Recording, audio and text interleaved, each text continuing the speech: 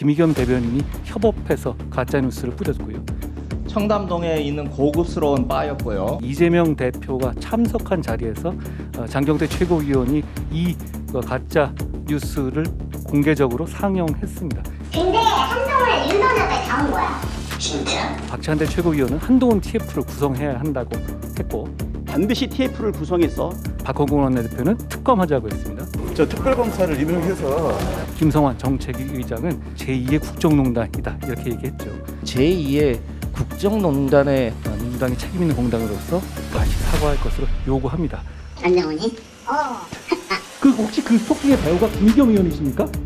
민주당의 김의겸 대변인, 이재명 대표, 장경태 최고위원, 박찬대 최고위원, 박홍근 원내대표, 김성환 정책위 의장은 민주당이 책임 있는 공당으로서 다시 사과할 것으로 요구합니다. 다음은 포천시 가평군 최춘식 의원님 질의해 주십시오. 예, 최춘식 의원입니다. 법무부 장관님께 질의드리겠습니다.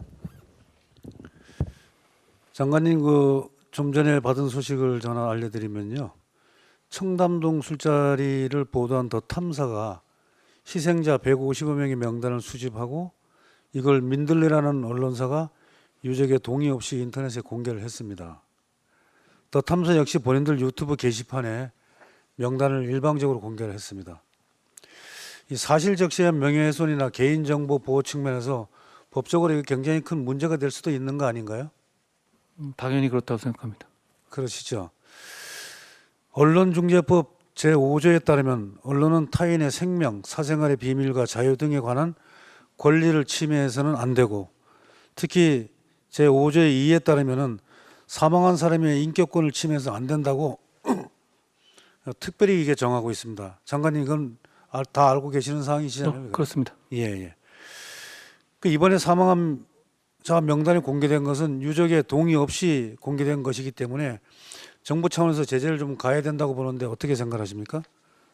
제가 정확한 상황 파악은 되지 않아서 모르겠습니다만, 당연히 여러 가지 인격권이라든가 사생활 비밀, 그리고 여러 가지 법적 권리상의 문제가 생길 것으로 보입니다. 동의를 전제로 하지 않는 경우에는 당연히 그럴 것 같고요. 그리고 사망하신 분들뿐 아니라 이건 어떻게 보면은 그 유족들에 대한 어떤 좌표찍기 같은 그 추가적인 어떤 신상 정보의 유출이라든가 사생활 침해가 있을 수 있기 때문에 저는 심각한 상황이라고 생각합니다. 본의원이 카피를 좀 해가지고 왔는데 이렇게 아주 적나라하게 딱 이렇게 나와 있습니다. 그래서 이따 한번 보시고요. 이 명단을 공개한 매체 중에서 민들레라는 인터넷 매체는 언론 중재를 통해서 직권으로 명단 공개에 대한 이런 책임들을 물을 수가 있는 거로 지금 돼 있고요. 보니까. 그런데 더 탐사는 이 스크린이 불가능한, 소위 말하면 이 사각지대에 놓여 있는 유튜브 채널인다 보니까 여기에 대한 것도 앞으로 좀 대책을 세워야 되지 않나 생각하는데, 어떻게 장관님께 생각하십니까? 좀 말씀 좀 해주시죠. 일종의 정치단체 같고요. 거기에 대해서 저를 스토킹한 것에 대해서 경찰이 수사 중이고, 그리고 청담동 가짜 뉴스를 퍼뜨린 부분에 대해서 지금 경찰이 수사 중인 것으로 알고 있습니다. 예, 그것도 좀 말씀을 드리겠습니다. 지금 청담동 사건에 대해 가지고 사실이 아닌 것을 사실로 꾸민 뉴스를 우리는 가짜 뉴스라고 하지 않습니까?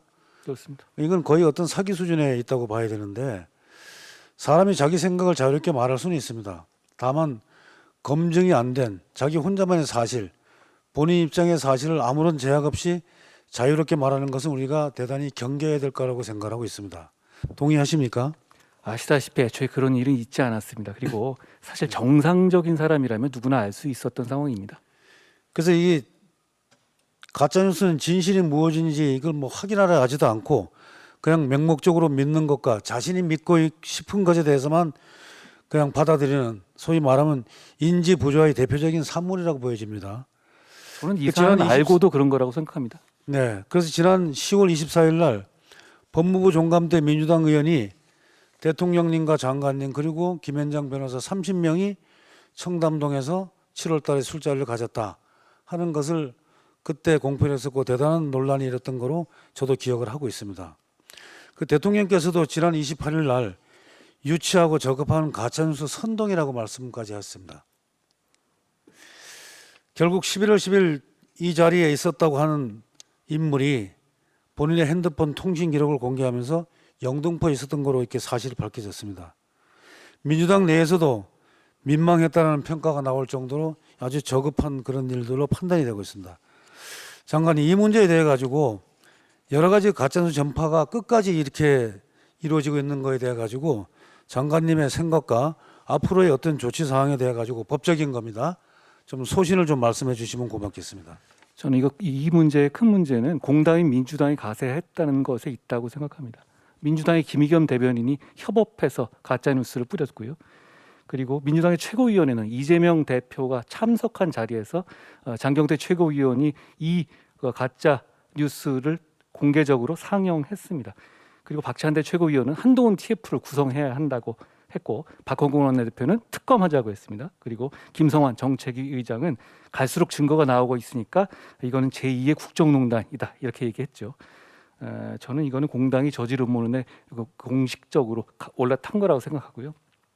저는 지난 10월 27일 날 민주당의 공식적인 사과를 요구한 바가 있습니다. 저는 민주당이 책임 있는 공당으로서 다시 사과할 것을 요구합니다.